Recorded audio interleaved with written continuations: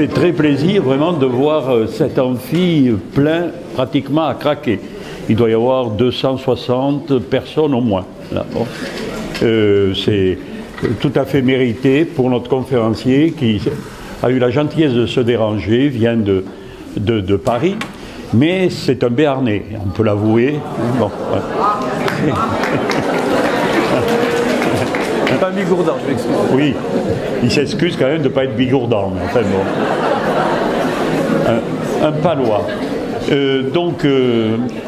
On est à peu près de la même génération, il est un peu plus jeune que moi, mais j'ai déjà entendu parler de Bernard Hourcade dans les années 70. À l'époque, il venait de faire, il était géographe, agrégé de géographie, et il venait de faire, ou il fera après, peu importe, un mémoire de maîtrise on appelait ça un TER, voilà, sur la vie rurale dans la haute vallée d'Ossau. Hein, un mémoire qui a été très remarqué puisqu'il a été imprimé, ça a été le premier d'une série. Bon.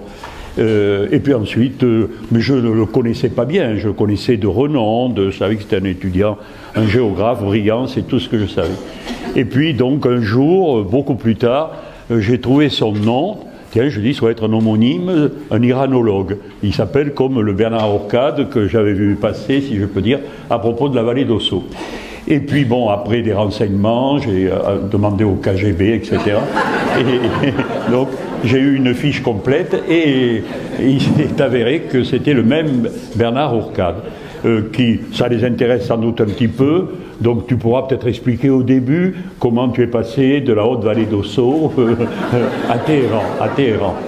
Bien, donc il a été recruté au CNRS après avoir fait 5-6 ans comme jeune assistant à l'université de Pau. Certaines d'entre vous, d'ailleurs au moins 2, se sont tout à l'heure manifestées comme d'anciennes étudiantes. Et ensuite, il est entré au CNRS, donc il est devenu directeur de recherche au CNRS, c'est-à-dire l'équivalent de professeur des universités. Et ensuite, il a été nommé directeur de l'Institut français de recherche à Téhéran depuis 1978, c'est-à-dire il est arrivé en pleine révolution de Roménie, et ensuite il a dirigé à distance parfois jusqu'en 1993 cet institut. Il a appris bien sûr l'iranien, le persan, pardon, et donc il a fait de nombreux ouvrages, en particulier 2, la géopolitique de l'Iran chez Armand Collin, il y a déjà une bonne dizaine d'années, et puis un autre sur, vous êtes 3 collaborateurs, très cotés d'ailleurs, qui s'appelle Digard, Richard et Hourcade, l'Iran au XXe siècle. L'Iran au XXe siècle, tout simplement. Donc parmi de nombreux travaux de recherche, et il a surtout dirigé aussi beaucoup de doctorants qui étaient à l'Institut français donc de Téhéran. Voilà, donc c'est vraiment un grand plaisir. Je lui cède aussitôt la parole, et voilà. Merci. Merci de votre accueil. Donc effectivement, si je suis allé en Iran en 1972 par hasard, parce que j'étais nommé comme coopérant militaire, mais j'ai commencé à travailler non pas sur Téhéran, mais sur l'Alborz, sur les montagnes. Et donc, j'ai commencé mon doctorat sur les vallées de l'Alborz, et j'ai passé mon temps, village par village, entre 70 et 80, avec la révolution qui arrivait et quelques intermittences, à étudier la vie des paysans, des nomades, des bergers dans les vallées de l'Alborz, et comparant la vallée d'Ossau et ceux de l'Alborz central, en fait, il y a très peu de différence. La vie d'un berger est aussi difficile dans un cas comme dans l'autre. C'est ce qui m'a mené en Iran. Mais au lieu d'être là pour terminer ma thèse de doctorat d'État, je me suis trouvé en pleine révolution, arrivant en septembre 1978 avec ma famille, au moment où la révolution secouait le régime du Shah. Donc j'ai vu les manifestations, les chars dans la rue, la loi martiale, la chute du Shah, le retour de Roménie, la guerre Irak-Iran, les otages américains, bref, des périodes parfaitement calmes et sereines, mais qui était évidemment pour un chercheur en sciences sociales. J'étais là pour ouvrir la section sciences sociales de l'Institut français de recherche, qui était un des instituts français de l'étranger, qui dépend des affaires étrangères. Il y en a une 50aine dans le monde, permettant aux étudiants de doctorat de venir là. Ils ont une bourse, passer 2-3 ans sur place, dans le milieu local, apprenant la langue, contact avec les universités. Et dans ce centre de recherche, j'étais en archéologie, en littérature, en philosophie, en histoire, et j'ouvrais la section sciences sociales. J'étais le premier chercheur de sciences sociales affecté à cet institut. Et c'est une chance extraordinaire d'être témoin d'une révolution. Une révolution, c'est dramatique, c'est cruel, c'est injuste, c'est terrible. On n'y comprend rien par définition, puisque c'est une révolution dont les méthodes d'analyse qu'on avait ne sont pas bonnes, puisque le système ne marche plus, il se casse la figure complètement, de façon dramatique. Et donc c'était passionnant, dramatique, mais passionnant d'être là pendant plusieurs années pour voir comment les choses avançaient. Donc, je vais essayer de vous partager avec vous quelques éléments de cette expérience, sachant que depuis plusieurs années, mon ami Azadekian, que vous avez eu la semaine dernière, il y a 15 jours, est comme tous les chercheurs interdit de séjour en Iran, je le suis moi-même. L'institut que j'ai fondé est fermé depuis 2009, aucun étudiant y est, et même récemment, ils ont mis les scellés pour interdire à quiconque d'y rentrer. Non, même le concierge ne peut pas rentrer pour vérifier qu'il n'y a pas de fuite d'eau. Et donc personne aujourd'hui ne va en Iran. L'Iran est un pays inconnu, dans la mesure où ça fait presque 20 ans, 15 ans, qu'aucun chercheur, jeune ou ancien, ne peut aller sur place pour voir ce qui s'y passe, comment ça marche. Alors on se débrouille pour voir à travers Internet, des amis, des coups de téléphone, mais c'est pas comme ça qu'on fait une vraie recherche. Et c'est un problème parce que ça ouvre la porte à beaucoup de passion, de fake news, de fausses nouvelles, de ragots. Tout est vrai, tout est faux, on ne peut pas le vérifier. Ce qui est très négatif pour essayer de comprendre un pays. L'Iran est un pays important, et donc je vais essayer en quelques minutes, en quelques dizaines de minutes, même une heure, je vais essayer de vous retenir sans vous endormir pendant une heure, pour essayer de voir où on en est aujourd'hui dans cet Iran, pour essayer de voir non pas le pays uniquement révolutionnaire, on le connaît, on va le voir, mais un pays qui est également nationaliste. Et les choses actuellement sont dramatiques, puisque la guerre de Gaza et du Liban enflamme tout. Pour la première fois, les Iraniens ont bombardé Israël, et Israël a bombardé l'Iran. C'est un événement tout à fait nouveau dans l'histoire contemporaine, donc ça mérite de voir d'où ça vient. Première chose, quand on va en Iran, il faut se déchausser avant d'entrer. Et veiller à ce qu'il n'y ait pas un trou aux chaussettes. C'est la moindre des choses. C'est un pays important, de grande civilisation, comme l'on dit. Les Iraniens ont coutume nous dire que nous étions des sauvages dans les arbres quand nous avions une grande civilisation, ce qui n'est pas faux. Mais les Iraniens sont donc très fiers de leur société. Ils sont autant que les Chinois et les Français très chauvins. Donc quand on va chez eux, il faut respecter, il faut écouter et ne pas asséner des vérités toutes faites. C'est la moindre des choses quand on voit, quand on étudie une autre société. Donc soyons prudents quand on voit sur l'Iran, quand on étudie l'Iran, regardons ce qui se passe. L'Iran, c'est le pays de la révolution, des mollahs, c'est épouvantable, les filles sont en prison, enfin, il n'y a rien de pire. C'est vrai. Les mollahs sont méchants, les gardiens de la révolution sont très méchants, et les Iraniens sont très gentils. Mais ce genre d'analyse, ce n'est pas une analyse, hein, ce sont des slogans. Alors, on dit que l'Iran est un pays islamique. Oui, c'est vrai. Et donc, en Iran, vous avez de l'islam. Mais l'Iran est un pays très ancien. C'est une nation, ils parlent le persan, ils ne parlent pas l'arabe, ils ne parlent pas le turc. Une langue indo-européenne. Ils sont un peu comme des Anglais au Moyen-Orient. Ils sont dedans, mais tout en étant dehors. Le nationalisme iranien est très fort. Donc l'Iran national, ça compte. Mais l'Iran, c'est le pays où on a découvert pour la première fois du pétrole au Moyen-Orient en 1906. 1908. Donc les Iraniens, et l'État iranien, est en contact avec le capitalisme international du pétrole. Il n'y a pas pire, il y a meilleur comme organisation capitaliste internationale que le pétrole. Ils ont donc été confrontés à l'économie mondiale depuis 1906, et c'est le premier pays qui a cette expérience-là. Donc l'ouverture internationale de l'Iran, qui a commencé avec le pétrole et continue aujourd'hui avec les émeutes des femmes par exemple, est un pays très ouvert à l'international, qui regarde extérieur, vers la Chine, vers l'Inde forcément, l'Asie centrale, mais évidemment vers l'Europe. Et donc, si on veut comprendre l'Iran d'aujourd'hui, c'est l'Iran des 3 I. Le I de Iran, le I de Islam, le I de international. Ces 3 I, ils sont constitutifs de l'Iran. On ne peut pas en enlever un. Les 3 morceaux doivent être pris en considération. Mais quelquefois, à l'époque du Shah, le I de Iran était très fort avec le I de international. Et le I de Islam était méprisé. Résultat, ne pas avoir compris que l'islam, c'est la religion nationale de l'Iran depuis le XVIe siècle, que l'Iran s'est fait autour de l'islam chiite depuis le XVIe siècle. De négliger cela, c'est une faute politique. Résultat, le Shah est tombé, et c'est le I de Islam avec Khomeini qui est monté très haut, beaucoup trop haut, évidemment, écrasant le nationalisme et écrasant les relations internationales. Mais si vous avez un trépied, une table qui est sur un trépied, il est bon que les 3 pieds soient à la même hauteur pour que la table soit stable. Et donc tout le combat de l'Iran, c'est le combat interne entre ces 3 I pour que les 3 I coïncident les uns avec les autres, s'arrangent avec les uns avec les autres, un peu plus haut tantôt le nationalisme, un peu plus bas la révolution, mais tout l'enjeu est là. Et donc quand on parle d'Iran, il faut arrêter de dire l'Iran des mollahs, vous méprisez l'Iran des Iraniens, hein, les jeunes femmes en Iran, elles sont en Iran aussi, et donc dire que l'Iran c'est l'Iran des mollahs, c'est réduire l'Iran à une partie, et en plus la partie un peu ancienne et la moins dynamique actuellement. Dire que l'Iran est une grande nation, puissance régionale, pétrolière, etc., c'est vrai, mais vous oubliez que ce sont des gens qui sont musulmans chiites, c'est leur droit depuis le XVIe siècle, très ouvert à l'international.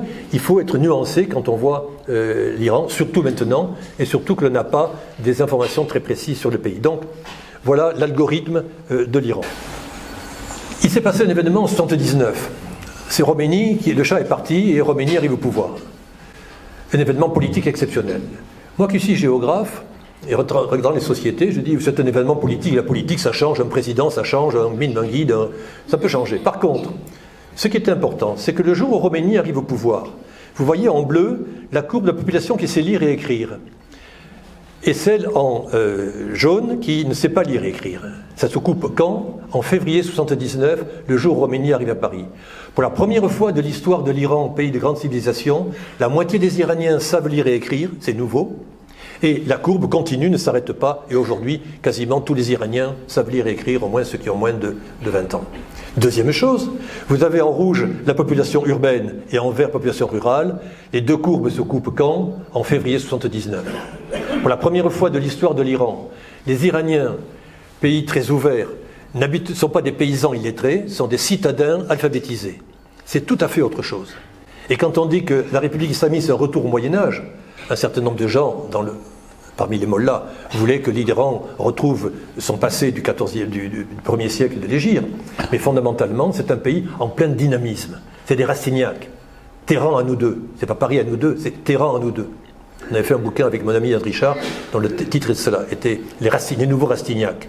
Et effectivement, les Iraniens de tous âges, en 1979, ont fait une révolution libérale, démocratique, populaire, pour essayer enfin de pouvoir avoir les 3 I au même niveau, y compris l'islam, hein, mais à sa place.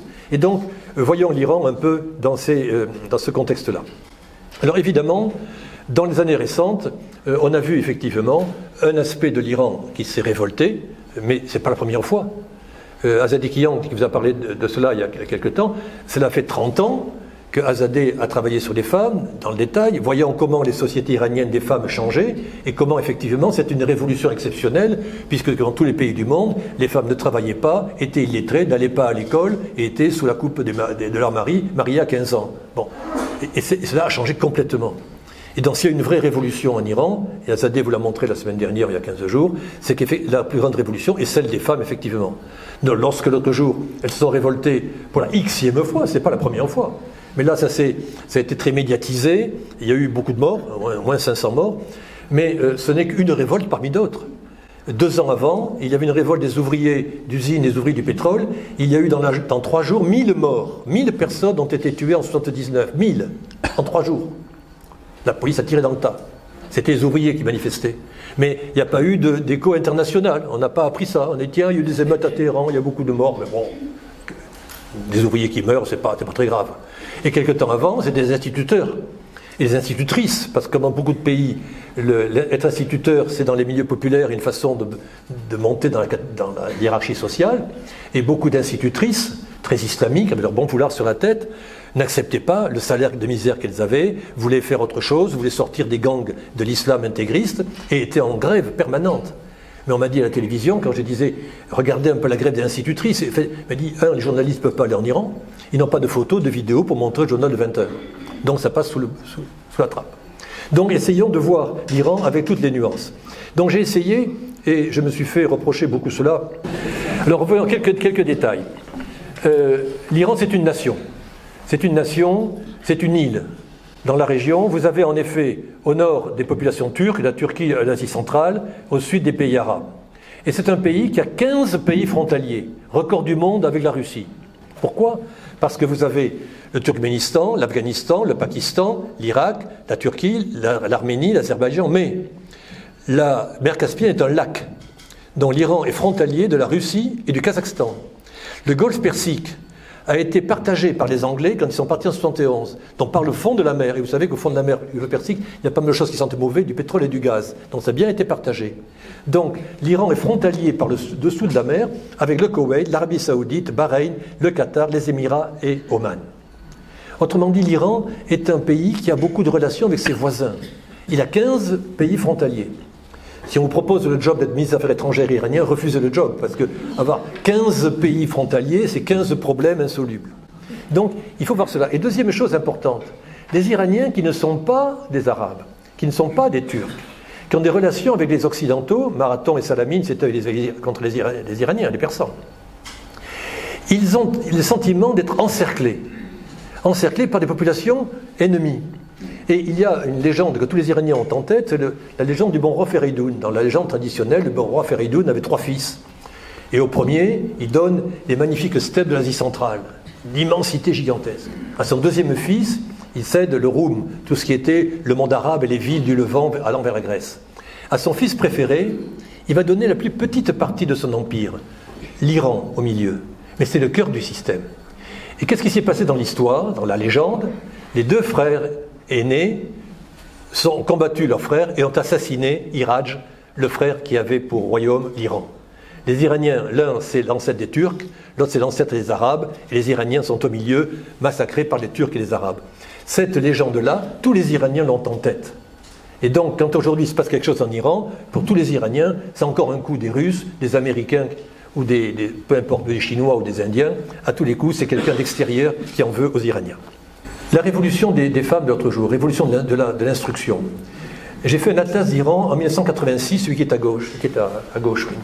Vous avez en bleu les départements où le taux d'alphabétisation est de plus de 60% des gens savent lire et écrire. Et en rouge, c'est entre 19% et 40% d'alphabétisés.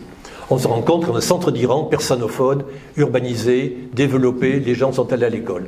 Dans les régions de l'Est, du Baloutchistan, sud-est, les gens ne savent pas lire et écrire, et dans le Kurdistan, à l'Est, pareil.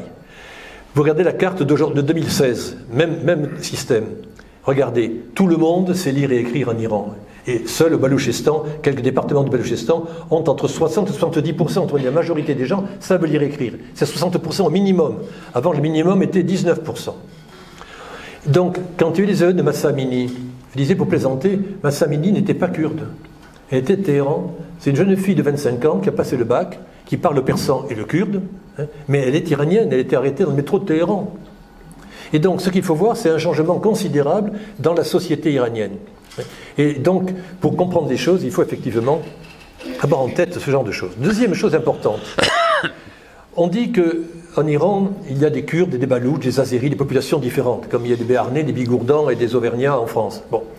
Et en Iran, effectivement, des Baloutches au sud-est, des Lors, tribus au milieu, des Turcs et des turcophones ou des Kurdes au nord-ouest. C'est très important. Effectivement, les cultures locales, ça compte. Mais moi, j'ai étudié la société contemporaine. Qu'est-ce qui s'est passé dans les grandes villes? Émergence des banlieues. Il y a 50 ans, il n'y avait pas de banlieue dans les grandes villes. Vous aviez les villes et les campagnes.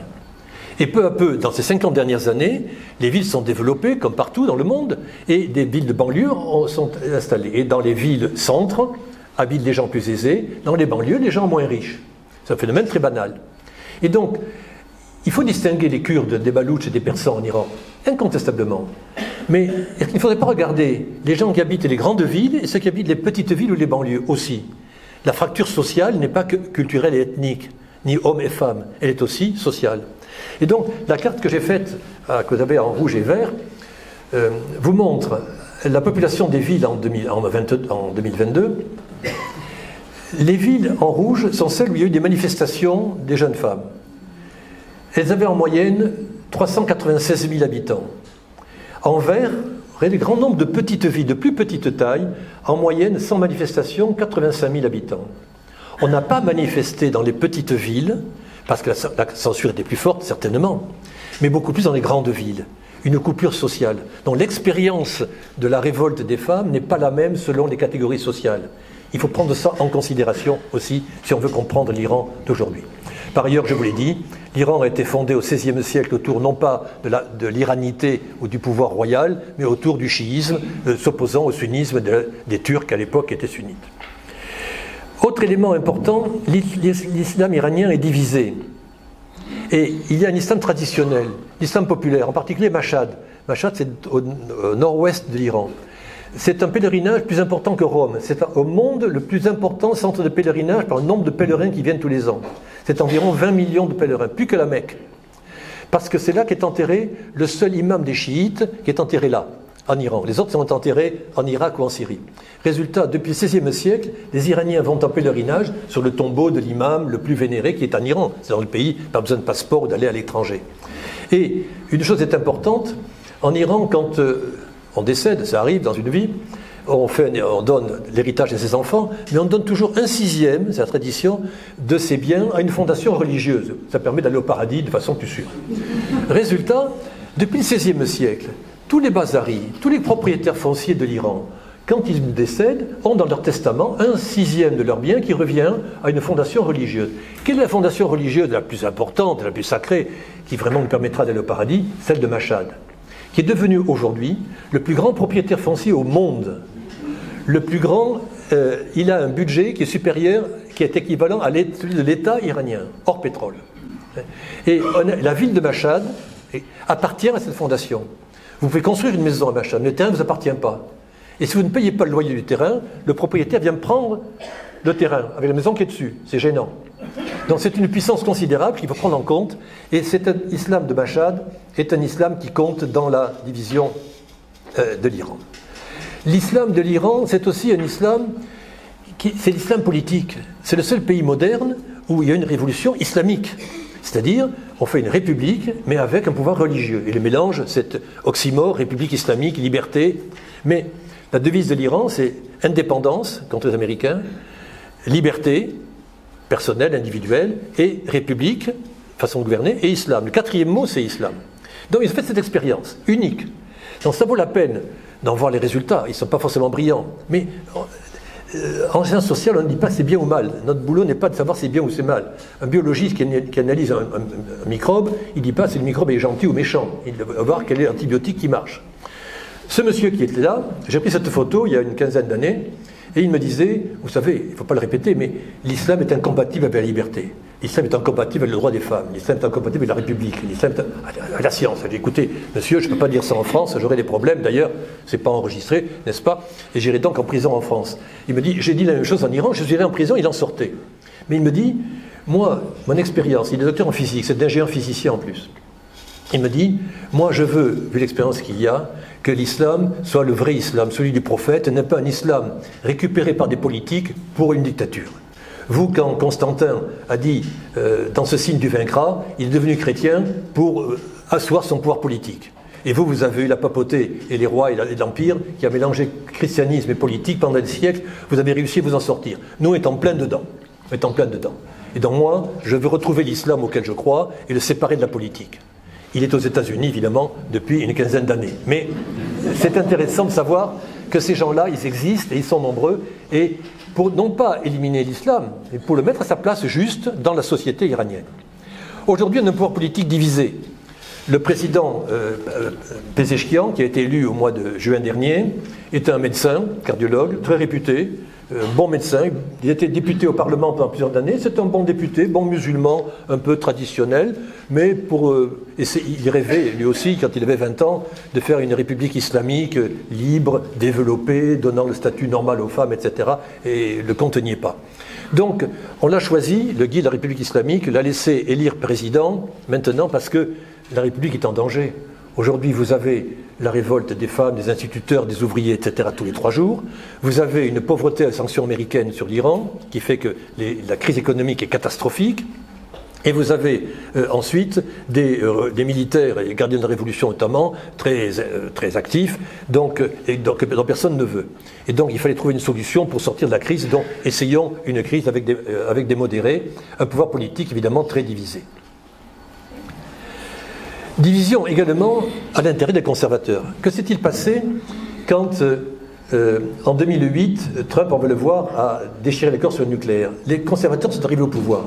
Mais ces conservateurs sont des gens qui, pour la première fois, gèrent tout l'État. Ils possèdent toutes les institutions sous son contrôle. Mais ce sont des gens, en France, on a eu des problèmes entre des amis de 30 ans. Ici, ce sont des amis de 45 ans. Et monsieur le chef des gardiens de la Révolution pendant la guerre Irak-Iran, celui-ci, qui est président du Parlement aujourd'hui, a été un jeune général qui a libéré le territoire en 82. Les jeunes gardiens de la Révolution espèrent par la force mettre l'islam. Et le guide de la République islamique est au-dessus. Ce sont des amis de 40 ans. Ils savent très bien combien de gens tu as tués, toi et moi. Attentats à Paris ou ailleurs. Combien d'argent tu as détourné, toi et moi. Les coups tordus que tu as pu faire depuis 45 ans accumulés. Ils ont dans les placards beaucoup de cadavres. Et chacun se tient mutuellement. Résultat, certains disent il faut ouvrir la porte. Le guide, qui est assez intelligent, dit laissons la chance à Pézeshkian, un réformateur va essayer de calmer la société, ouvrir avec les Américains et les Européens, on va essayer de trouver quelque chose. D'autres disent absolument pas, il faut être dur et ferme et on continue. Division à l'intérieur du système.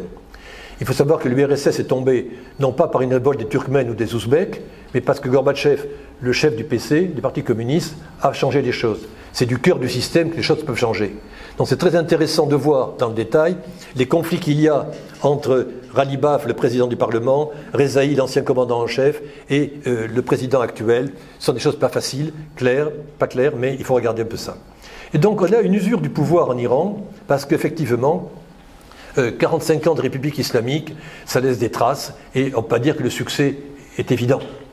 L'Iran est un pays qui avait 1000 capacités, qui a toujours 1000 capacités, 90 millions d'habitants, le pays le plus instruit du Moyen-Orient, le pays le plus éduqué, qui a une vraie civilisation originale. Donc tous les atouts, tous les feux sont ouverts en Iran, sauf qu'on a éteint tous les feux, ils sont tous au rouge aujourd'hui.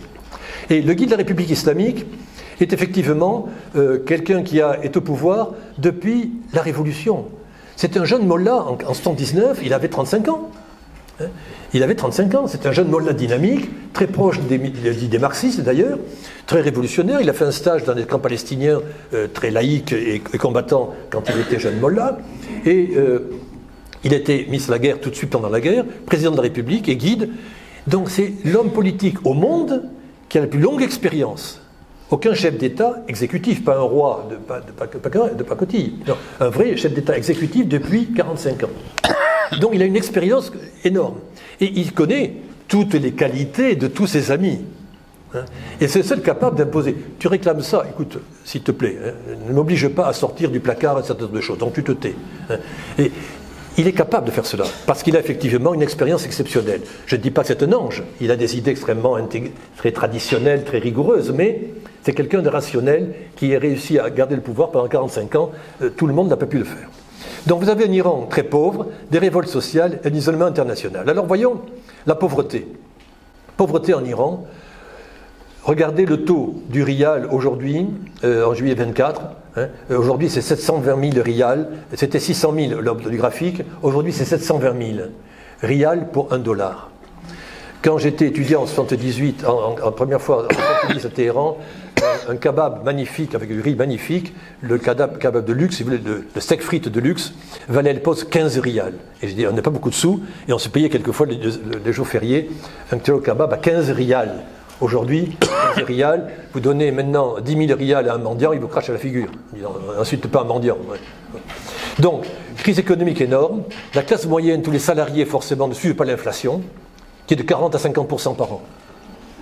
Autrement dit, les enseignants, les professeurs, les fonctionnaires, les employés, les ouvriers, tous les salariés ne s'en sortent pas, font 2 jobs pour réussir à s'en sortir.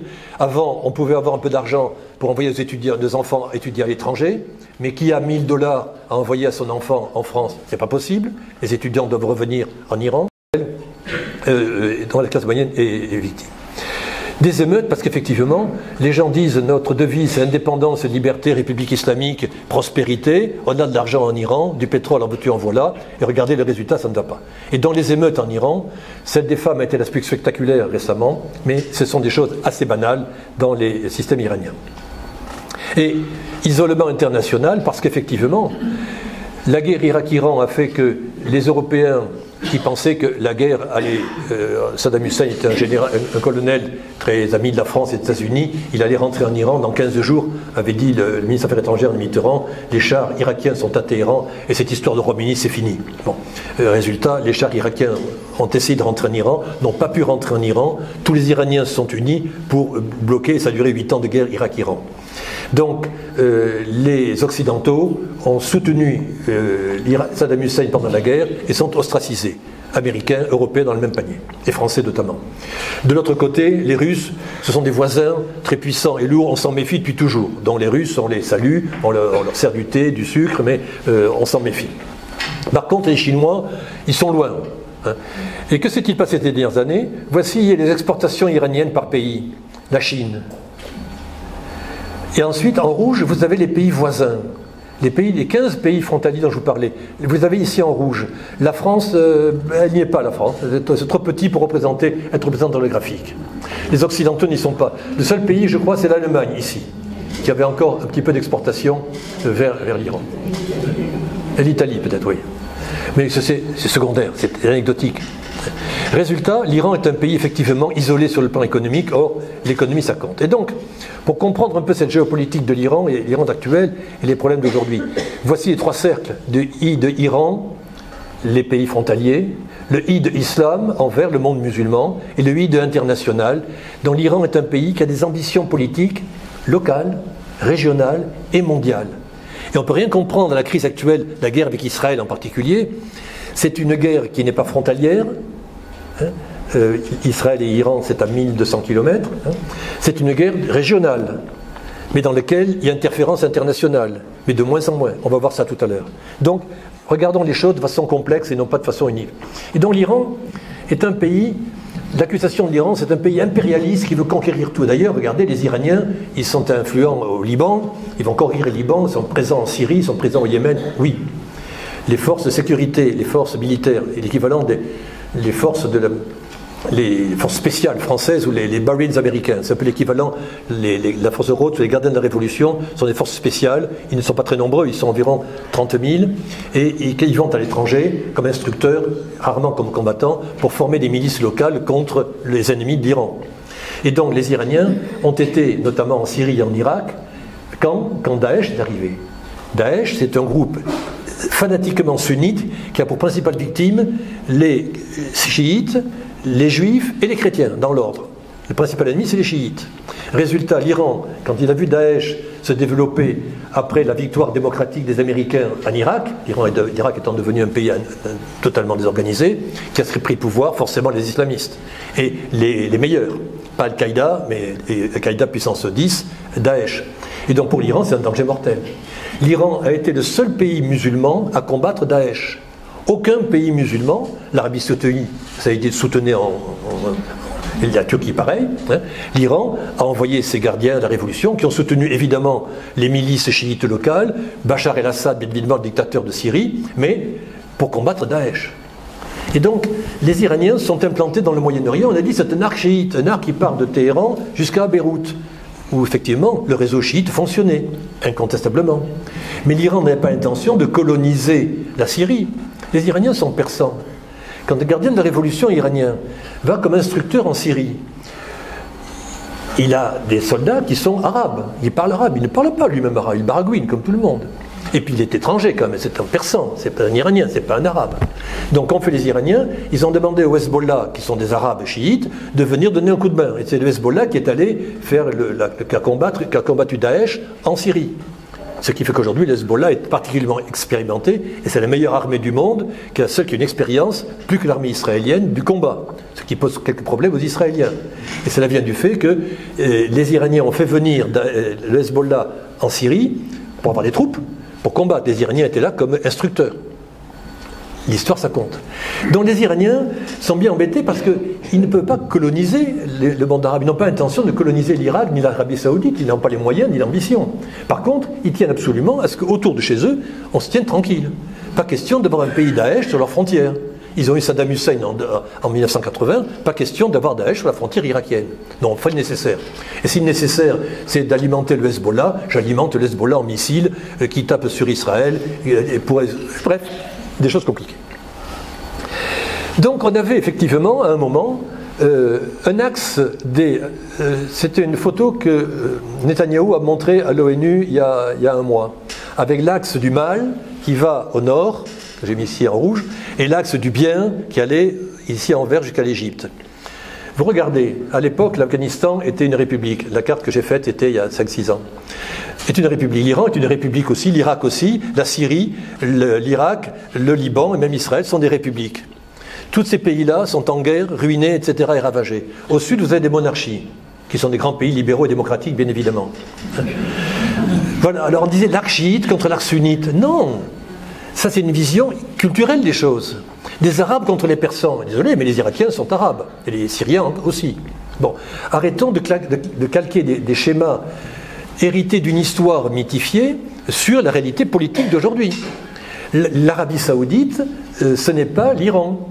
Non pas parce qu'ils sont arabes et sunnites et l'autre sont persans et chiites, mais aussi parce qu'en Iran, il y a eu le Shah, pays très développé, allié des Américains depuis avant les Saoudiens, pays très développé, où les femmes sont intenables, vont aller à l'université et se révoltent. En Arabie Saoudite, les femmes pensent la même chose, mais ne réussissent pas à se révolter.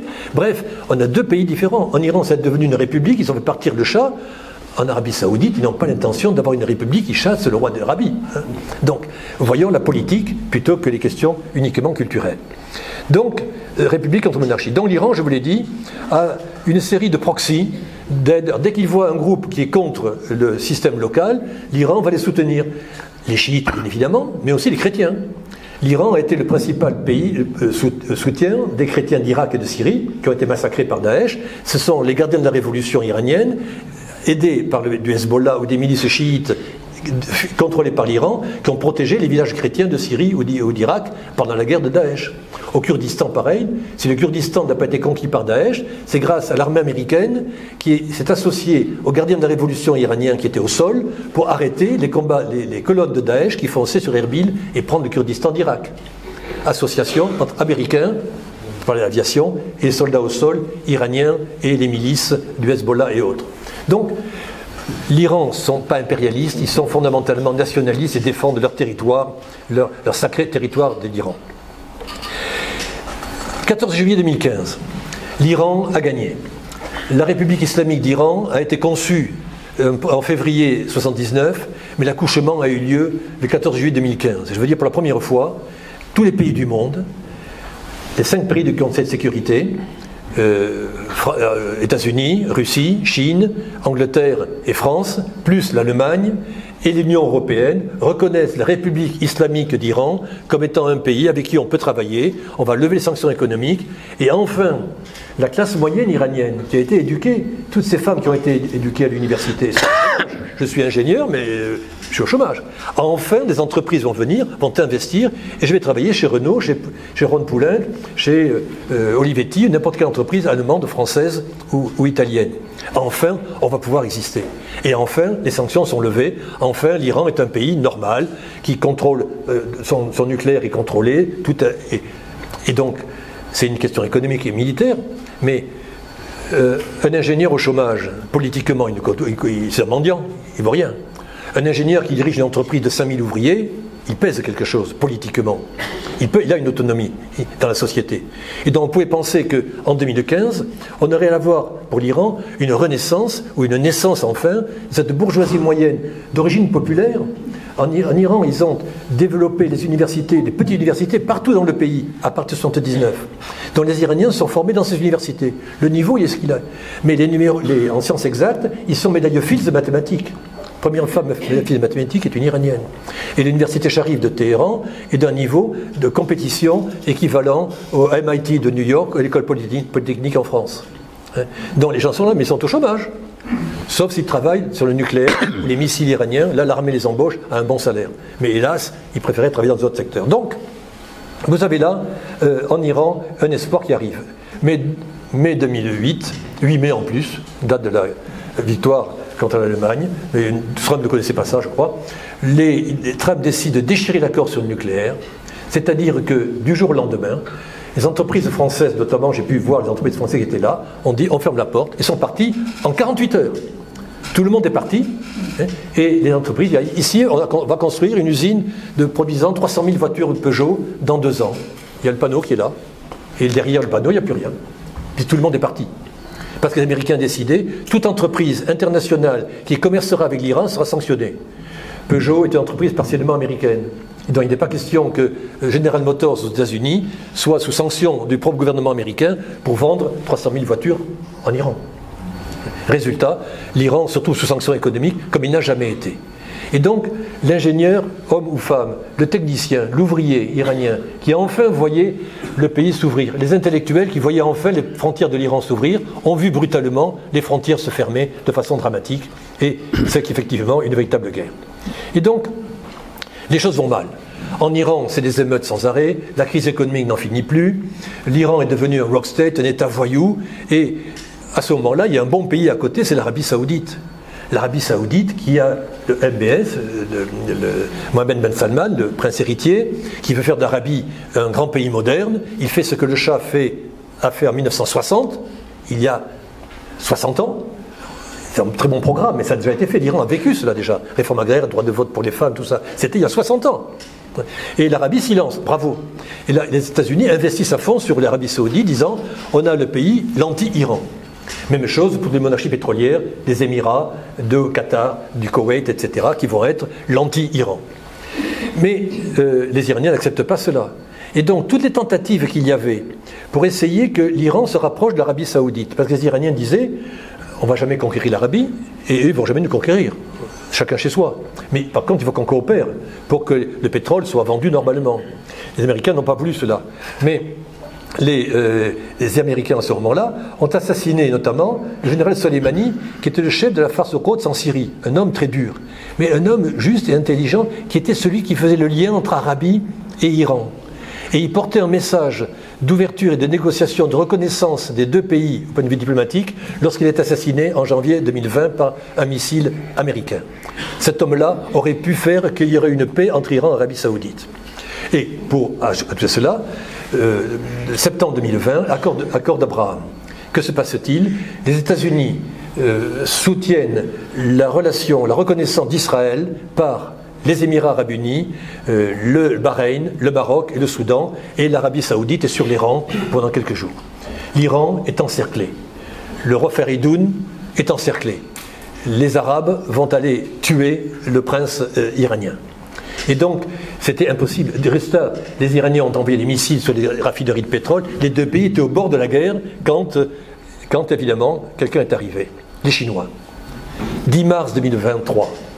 Voyons que les producteurs de pétrole d'Arabie et d'Iran, qui sont les principaux fournisseurs de la Chine, les principaux clients, on n'achète pas un baril de pétrole iranien en France. Le pétrole iranien, le gaz, ils vont vers l'Inde, vers le Japon, vers la Corée, vers la Chine. Donc, les Chinois disent vos histoires, ça ne m'intéresse pas. Arrêtez, mettez-vous d'accord. Et donc, ils décident et obtiennent que les deux pays se reconnaissent, rétablissent des relations diplomatiques et entreprennent de coopérer en pays qui sont très différents, mais qui sont là pour toujours. Et c'est là un élément important. Jadis, c'était les États-Unis qui mettaient de l'ordre dans la région. Aujourd'hui, c'est un prince chinois. En 1973, Richard Nixon est arrivé dans la région, a dit au Shah d'Iran et au roi d'Arabie « Vous êtes les gendarmes du Golfe, et je vais vous donner des armes pour défendre le pétrole, bon pétrole, contre l'Union soviétique. » Et aujourd'hui, ce n'est pas Trump qui est arrivé, ni même Biden, et Trump y reviendra peut-être, c'est un Chinois qui dit « C'est moi qui vais arranger les choses ». Ça change complètement la géopolitique. Et on sait à quel point la Chine est un grand pays démocratique au moins des droits de l'homme. Donc les Iraniens, qui depuis pas mal de temps subissent la République islamique, ils voient dans la perspective chinoise un avenir qui n'est pas forcément celui qu'ils souhaitaient. Donc ils continuent de regarder quand même vers l'ouest, mais en attendant, si on peut lever les sanctions, on avance. Donc on a deux États émergents, effectivement, de partir de la frontière, avec beaucoup de pétrole au milieu, mais deux pays. Effectivement, en Iran, il y a eu des révolutions. Une révolution, ça compte, ça pèse lourd, c'est un héritage, c'est très cruel, c'est injuste. Mais on a effectivement une situation populaire. Les Iraniens ont pris le pouvoir. Il y a des élections en Iran. Et lorsqu'il y a des fraudes électorales, ils disent « Oui, mais on veut des élections ». Et effectivement, elles sont plus ou moins truandées, mais il y a des élections. On ne peut pas faire n'importe quoi. En Arabie Saoudite, il n'y en a pas. Cela dit, Téhéran est un village. Et les villes d'Arabie Saoudite et des Émirats sont des villes du XXIIIe siècle. Bon. Donc, des différences colossales entre les deux. Mais on a effectivement des monarchies pétrolières, deux systèmes, mais entre des États qui n'existaient pas il y a 40 ans. Qu'est-ce que c'était l'Arabie Saoudite il y a 40 ans? C'était rien du tout. Ils exportaient du pétrole, quelques palais, des princes qui faisaient la fête à Beyrouth ou à Paris, c'est tout. L'Iran des années 70 n'était pas du tout l'Iran de la République islamique d'aujourd'hui. Ça n'a aucun rapport. L'identité iranienne est très différente. Donc, il faut raisonner non pas en termes de sunnites, chiites, etc., mais regardons deux États émergents qui ont des ambitions intéressantes. Et l'Arabie Saoudite a des ambitions tout à fait positives pour faire un grand pays, comme le Shah le faisait il y a 30 ans. Et donc, effectivement, en 1973, quand Nixon se rend, il se rend pour conforter que le pétrole saoudien est un pétrole américain, comme les Anglais avaient pris le pétrole iranien. Et donc, les deux pays ont décidé de se rapprocher. Et disons, les accords d'Abraham, ils prévoient quoi? Ils prévoient que le Moyen-Orient sera contrôlé par Israël, qui sera le vecteur des Américains dans la région. Israël est très présent en Azerbaïdjan, au Kurdistan d'Irak, désormais en Arabie Saoudite très prochainement, aux Émirats et à Bahreïn. Et donc le reste va suivre. L'Iran est encerclé par Israël. Ce n'est pas de l'anti-israélisme ou de l'antisémitisme, ce n'est pas la question. Israël, c'est fondamentalement la tête de pont de l'Occident et des Américains dans la région. Et donc, Israël, qui dispose d'une armée et des moyens très efficaces, se voit complètement encerclé. Et les Iraniens ont dit aux Saoudiens, tu as des ambitions, moi aussi. Est-ce que tu crois que le Moyen-Orient doit être dirigé par des Israéliens soutenus par les Américains, qui peuvent nous lâcher? Parce que n'oubliez pas que les Américains ont lâché l'Irak, et vous voyez ce qu'ils ont fait en Irak. Donc pas, vous avez vu ce qu'ils ont fait en Afghanistan, hein? Ils ont soutenu l'Afghanistan pendant 10 ans, et les talibans sont revenus. Donc c'est un mauvais cheval. Donc on prend des Israéliens qui ne sont pas quand même le modèle idéal dans le Moyen-Orient, pour les musulmans et pour les Arabes et pour les Turcs. Hein?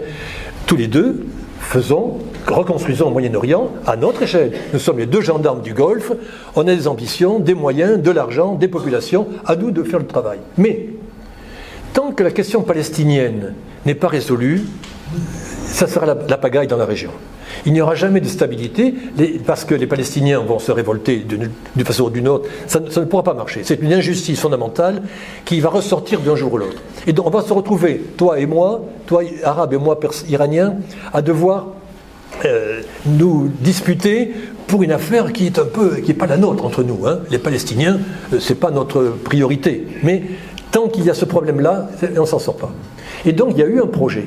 Et j'ai pu suivre les discussions qu'il y avait entre Iran et Arabie Saoudite pour rétablir des relations politiques. Ils disaient à chaque fois, les Iraniens remettaient la Palestine sur la table, en disant, d'accord, on fait ceci entre toi et moi, mais il faut que tu prennes des initiatives pour forcer ton ami américain et ton futur ami israélien à faire quelque chose.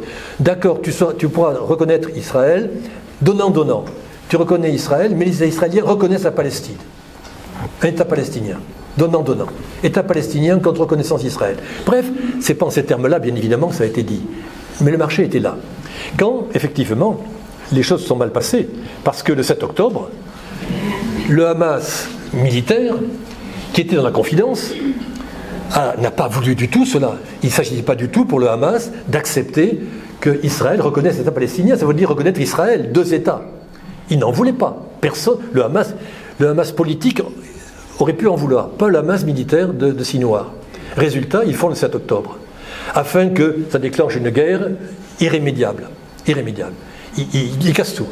Au lieu de remettre la Palestine sur la table de façon positive, contrôlée, avec des perspectives de négociation politique, de reconnaissance d'Israël par l'Arabie à terme, mais reconnaissance de la Palestine, c'est la guerre de Gaza, avec l'atrocité que l'on connaît, avec la guerre maintenant du Liban, avec l'atrocité que l'on connaît. Ça échappe à tout contrôle. Parce qu'effectivement, quand il y a une guerre, il y a des solidarités obligatoires qui font que tout est déréglé, la politique passe au deuxième rang. Donc on a la destruction de Gaza, qui effectivement dans l'histoire, il faut bien le dire, aucune destruction n'a été de cette nature-là. Quand les Russes ont détruit en Tchétchénie, Grozny, c'est une ville qui a été détruite. Là, c'est 2 millions de personnes. Le territoire est totalement détruit, y compris les cimetières qui ont été ravagés, afin que les gens ne retrouvent plus leurs racines. Ils ont systématiquement labouré tous les cimetières. Il n'y a plus de cimetières. pour montrer qu'il n'y a pas de passé. Donc il se passe des choses d'une nature nouvelle. On n'a jamais vu cela dans l'histoire contemporaine. Résultat, ça pose des problèmes nouveaux. Et donc, qu'est-ce qui se passe aujourd'hui? On voit se relancer la menace iranienne. En Israël, les Israéliens disent, le Hamas, on le connaissait, le Hezbollah, on le connaît, mais en fait, ce sont des petites troupes, ce sont des subalternes, ce sont des proxys. La tête, c'est Téhéran. C'est Téhéran qui est le venin qui contamine toute la région. C'est vraiment la tête. Il faut donc tuer l'Iran, il faut éradiquer la République islamique, la faire tomber. D'accord? Mais 90 millions d'Iraniens, on ne peut pas les rayer de la carte comme ça. Les Iraniens existent. Et résultat, en Israël, depuis quelque temps, on voit se développer l'idée que l'ennemi, c'est l'Iran. Si on fait tomber l'Iran, la question est résolue. Et le Moyen-Orient, contrôlé par Israël et les États-Unis, pourront continuer à se mettre en place, l'Iran étant un pays éliminé. Donc effectivement, le nucléaire iranien revient, alors qu'il était sous contrôle. Mais comme les Américains ont quitté l'accord, les Iraniens ont dit, ben, vous quittez l'accord, moi aussi je le quitte. Résultat, ils ont enrichi l'uranium, et aujourd'hui l'Iran a la capacité de faire une arme atomique, s'il le voulait. C'est une question de temps, c'est 6 mois, 1 an pour faire une bombe.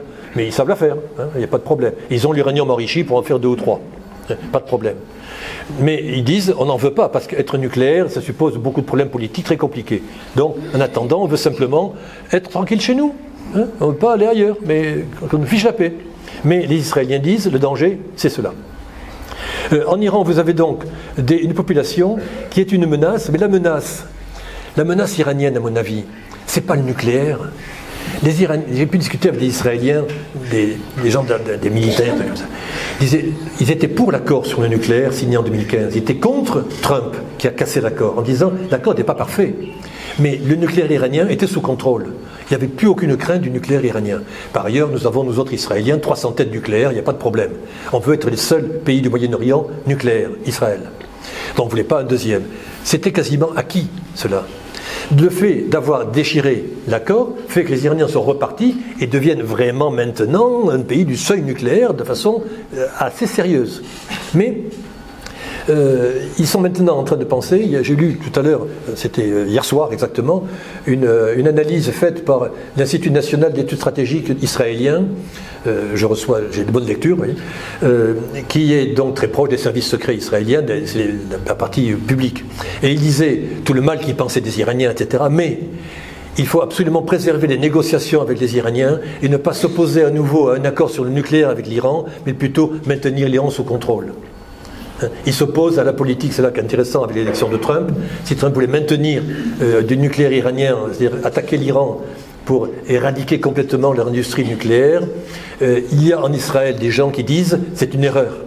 Parce qu'on ne va pas, on va éradiquer le nucléaire, on va faire sauter quelques instruments, mais les ingénieurs sont là, le savoir-faire il est là. Et en Iran, vous n'éviterez pas que les mathématiciens comme elle, qui a été pris médaille Fields de mathématiques, qui est décédée malheureusement d'un cancer il y a quelques années, ou Nasrin Sotoudeh, une avocate en prison depuis des années, elle rentre et sort de prison tous les 2 matins, mais ce sont des gens qui parlent en Iran, ils ont une vision internationale. Qui est-ce qui est dangereux pour l'Arabie Saoudite, pour Israël? Si l'Iran est un pays avec une base populaire qui a une expérience politique en Iran, ils savent ce que sont des élections, et comment on vote, comment on ne vote pas, comment on est. Bon. Les Iraniens sont nombreux à vouloir la liberté, et ils sont, du point de vue technologique et scientifique, ils ne sont pas les plus mauvais. Donc quel est le danger, entre guillemets, pour une Arabie Saoudite, avec 90 millions de gens en face, notamment les femmes iraniennes, insupportables, on l'a bien vu l'autre jour. C'est un danger social beaucoup plus profond que du nucléaire. Une bombe, ça se contrôle. Et les Israéliens sont les meilleurs de la région, puisqu'il n'y a pas d'armée en dehors de l'armée israélienne dans la région. Donc il n'y a pas de crainte militaire. Une crainte sociale et politique, oui. Donc c'est le danger israélien, la menace iranienne, de mon point de vue. Elle n'est pas militaire, elle est aussi militaire, mais c'est secondaire. Elle est surtout culturelle, politique. L'Iran a une expérience de 40 ans de République islamique et peut dire aux Saoudiens qui dit « l'islam c'est la solution ».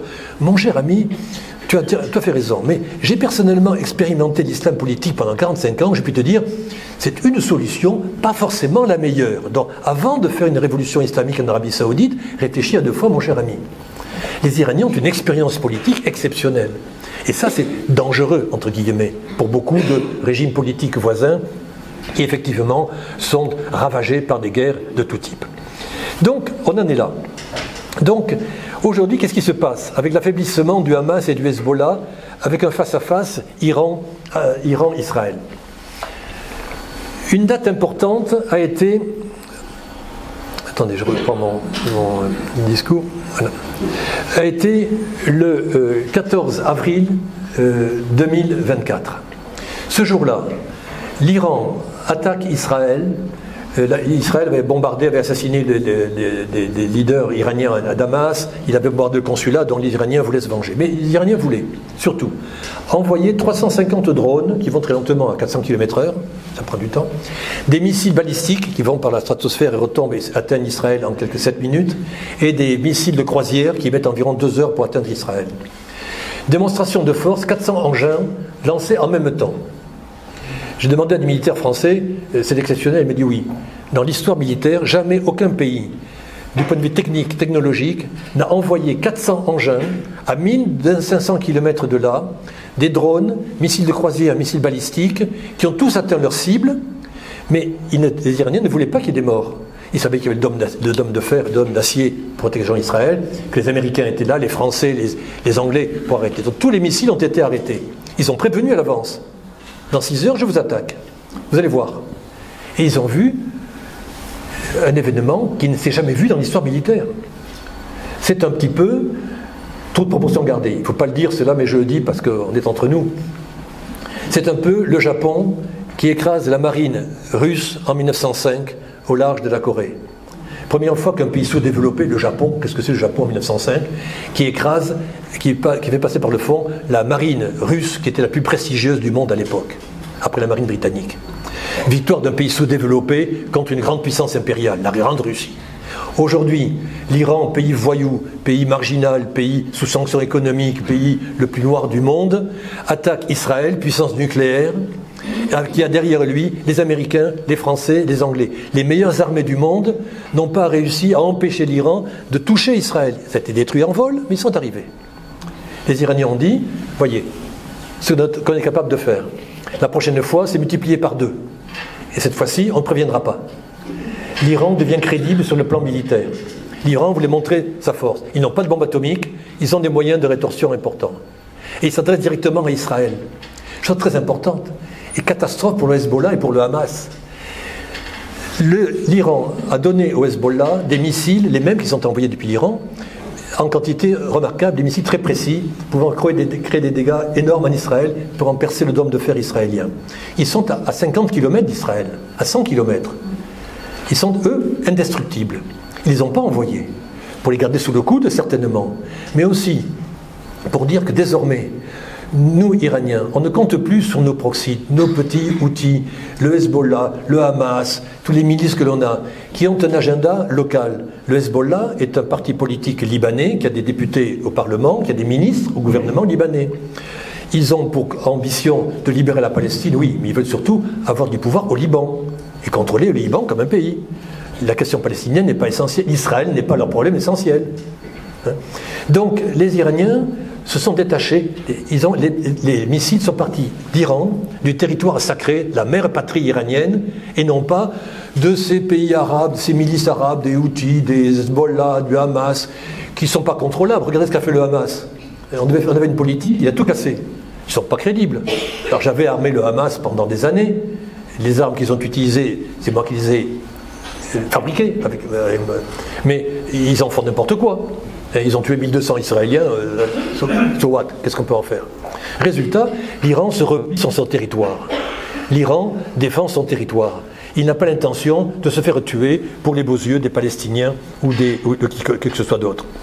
Et donc effectivement, l'Iran et Israël sont les meilleurs amis du monde. C'est Netanyahou qui, il y a 10 ans, disait « Regardez, la bombe atomique iranienne, elle est là, et dès que ça dépasse, on bombarde. » Oui. Anecdote qu'il ne faut pas répéter, je fréquente des gens infréquentables, et donc une fois j'avais été en Israël et invité à dîner avec plusieurs personnes, et fait une conférence à l'université de Tel Aviv sur la géographie de Téhéran, et donc il m'a invité le bien que je pensais de l'Iran, pays développé, pays plein d'avenir, avec une société brillante, etc.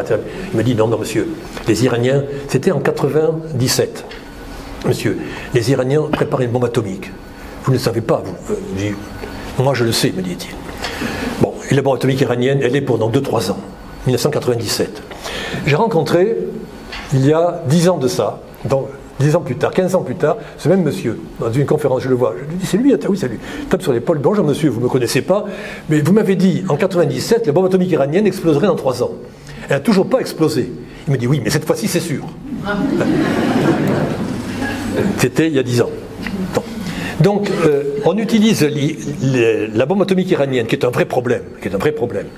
Pourquoi faire? Pour coloniser la Cisjordanie tranquillement.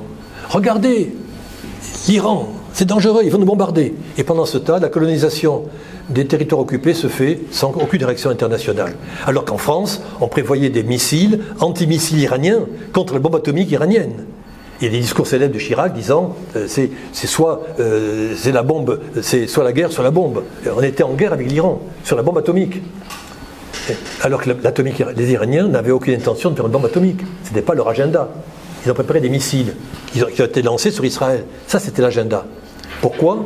Parce que Téhéran est gouverné par les anciens combattants de la guerre Irak-Iran. Ceux qui avaient 20 ans en 1980. Ils ont 70, 80 ans aujourd'hui. Ils sont ministres, gouverneurs de province, généraux. Ils sont dans tous les appareils de sécurité du pays.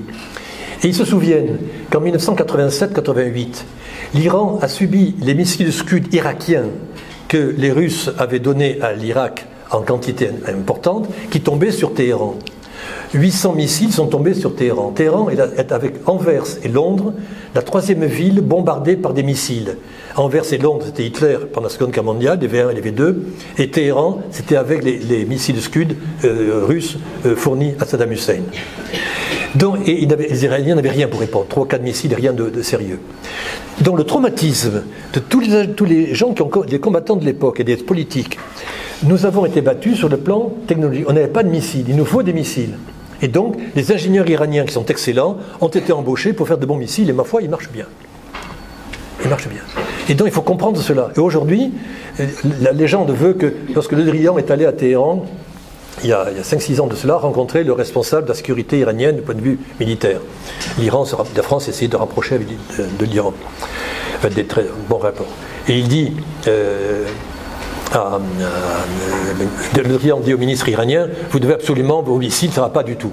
Il me dit, le ministre dit à Le Drian, monsieur le ministre français, je suis entièrement d'accord avec vous. Vous me vendez 250 Rafales et les missiles Exocet qui vont avec, j'abandonne mon programme de missiles instantanément. Mais vous me vendez 250 Rafales avec les missiles. Évidemment, c'était impensable. Donc, en attendant, vous ne me vendez pas vos Rafales, ben moi, je construis mes missiles. Donc cet élément-là est très important. L'Iran veut être un pays capable de se défendre. Lui-même, tout seul, sans aide extérieure, il est capable de le faire aujourd'hui. Et donc, aujourd'hui, l'enjeu, ce n'est pas la méchanceté iranienne qui existe. Parce qu'il y a en Iran des gens qui veulent effectivement bombarder l'Israël, rayer Israël de la carte, comme on dit. Donc il y a une vraie politique anti-occidentale et de gens très convaincus de cela. Ils sont dans le gouvernement, ils sont dans l'appareil d'État. Mais la priorité n'est pas là aujourd'hui. La priorité, elle est politique. Et quand on voit les discours aujourd'hui, encore la presse iranienne de ce matin, qui disait alors on va, Israël, vous allez voir, la 3e vague contre Israël, ça sera terrible, etc. Le ministre disait, la 3e vague contre Israël sera absolument épouvantable. Mais si un accord est trouvé avec le Hamas d'ici là, si un cessez-le-feu intervient, si les sanctions sont levées, si les Européens, bref, beaucoup de si. Beaucoup de si parce qu'ils privilégient la politique. Et donc, effectivement, ils veulent garder une situation qui soit sous contrôle dans l'avenir. Donc, le 12 avril, donc, les missiles iraniens sont partis d'Iran, sont partis de Téhéran et aboutis à des choses, à atteindre l'Iran. Donc, ce qui est important, c'est le retour du nationalisme, le I de Iran dont je vous ai parlé. Le I de l'islam, il est là, mais le régime islamique se sent en danger. Comme en 1980, quand Saddam Hussein attaque l'Iran. C'est pour prendre le pétrole iranien, mais c'est aussi faire tomber la République islamique. Et donc j'ai vu des combattants à l'époque, qui étaient des combattants révolutionnaires pour l'islam de Khomeini, et on dit mais si le pays est envahi, la République islamique c'est fini.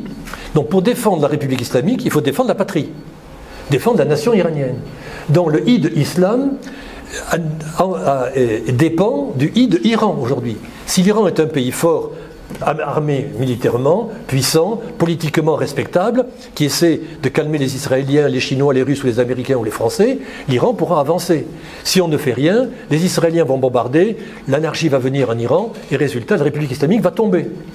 Donc, moi, guide de la République islamique, je soutiens pour l'instant au moins la politique du réformateur qui dit « je veux trouver des relations normales avec les États-Unis dès que possible pour lever les sanctions et réalimenter les investissements étrangers en Iran et que les millions d'Iraniens qui sont là, qui sont compétents, puissent enfin travailler dans l'entreprise internationale. Et dans ce pays prospère, l'islam pourra prospérer. On verra bien, c'est la deuxième étape du programme. Mais pour l'instant, l'Iran est en danger, donc il faut avancer.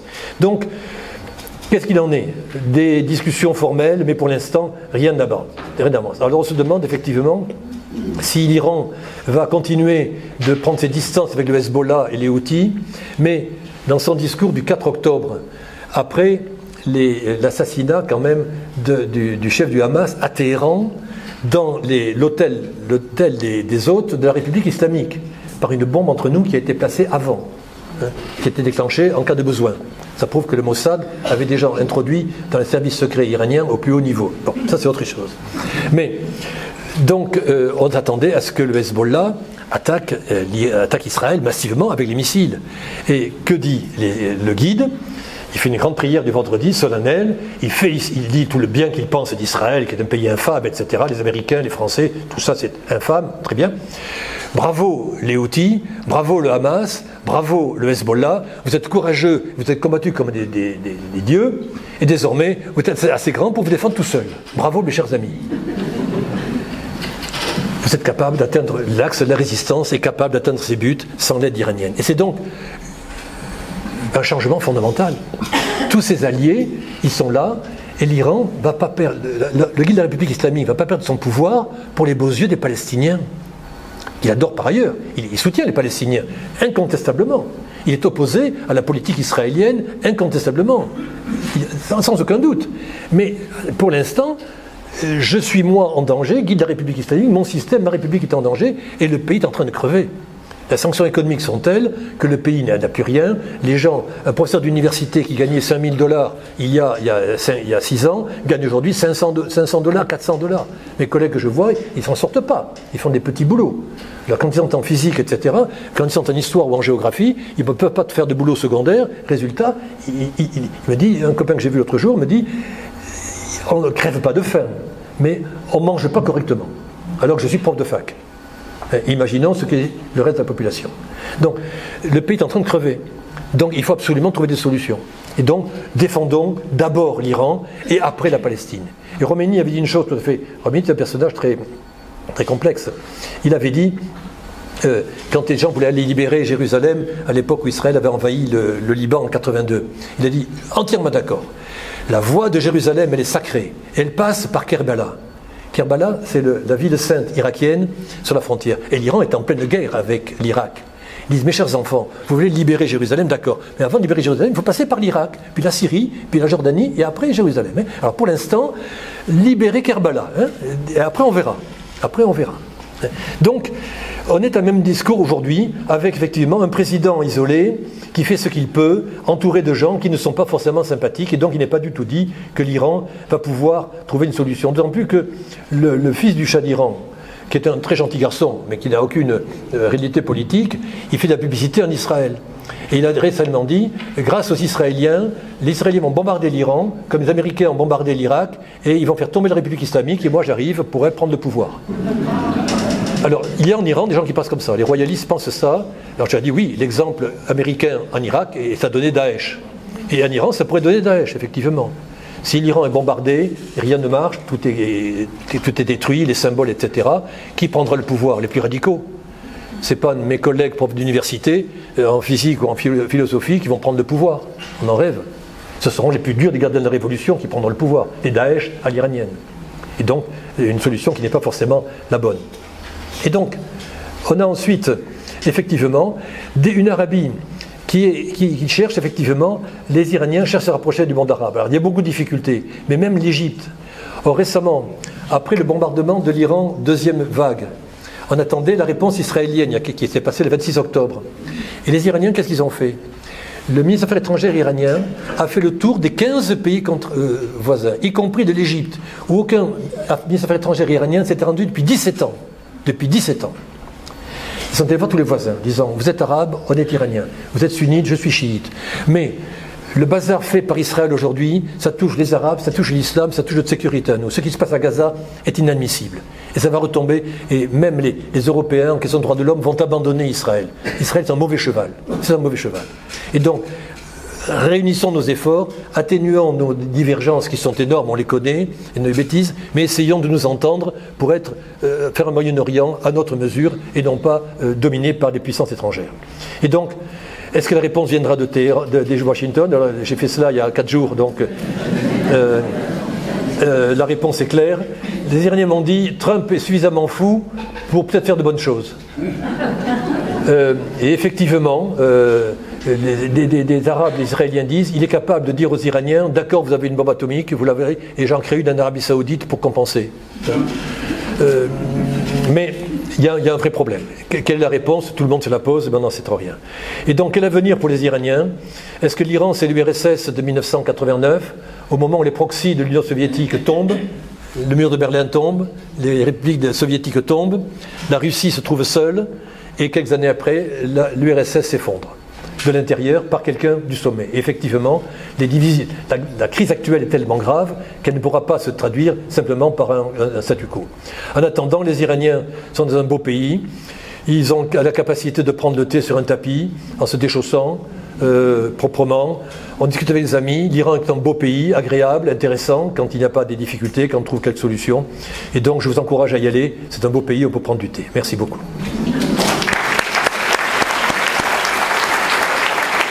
Si cette vidéo vous a plu, vous pouvez nous rejoindre à l'Université du temps libre de Tarbes et de Bigorre à l'adresse utl-tb.info. Et n'oubliez pas, si ce n'est déjà fait, de vous abonner.